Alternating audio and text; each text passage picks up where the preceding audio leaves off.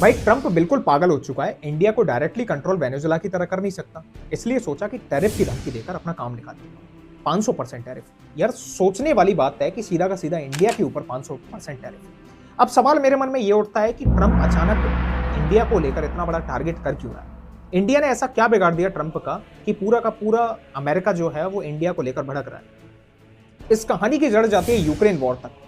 रसिया ने यूक्रेन पर अटैक किया, यूएसए और यूरोप ने रसिया को तोड़ने का प्लान बनाया, सैंक्शंस भी लगाए, ऑयल गैस बंद भी करवाया ताकि रसिया का पैसा खत्म हो जाए। यानी कि ट्रंप का प्लान सिंपल था कि पैसा नहीं रहेगा तो युद्ध भी नहीं रहेगा। लेकिन रसिया ने गेम पूरा का पूरा पलट दिया। यूरोप ने ऑयल लेना कम किया तो रसिया ने अपना एशिया की तरफ अपना रुख मोड़ लिया। यानी कि इंडिया, चाइना, ब्राजील को अपना ऑयल सप्लाई करने लग गया और इंडिया ने वहां अपना फायदा देखा। यानी कि सस्ता ऑयल मिल रहा था, स्टेबल सप्लाई हो रही थी और उसकी महंगाई कंट्रोल हो रही थी। यहीं से अमेरिका का प्लान फेल हो चुका है पूरा का पूरा। रसिया बोलता है कि हम रसिया पर, यूएसए बोलता है हम रसिया पर सैंक्शंस लगा रहे हैं और इंडिया रसिया से ऑयल खरीद रहा है और उसे पैसे भी दे रहा है।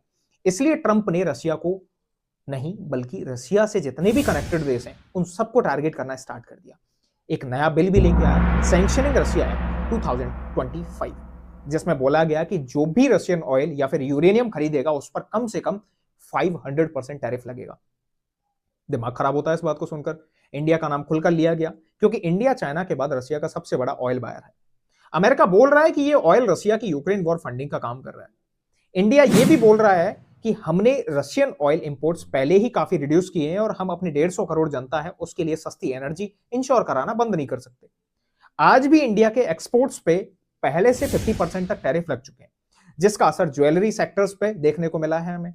लेकिन इंडिया ने यूरोप और चाइना जैसे नए मार्केट्स भी ढूंढ लिए।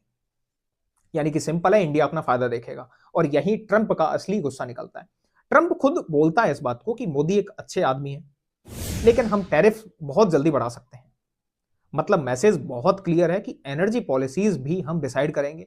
लेकिन इंडिया मानता ही नहीं, क्योंकि अगर इंडिया रसिया से ऑयल बंद करे तो पेट्रोल, डीजल, एलपीजी ये सब कुछ महंगा हो जाएगा और नुकसान सिर्फ और सिर्फ इंडिया को होगा। तो कहानी का फाइनल सच ये है कि ट्रंप का असली टारगेट इंडिया नहीं है, ट्रंप का टारगेट है रसिया और रसिया का पैसा। लेकिन इंडिया बीच में इसलिए आ रहा है क्योंकि इंडिया अब किसी के प्रेशर में काम नहीं करता।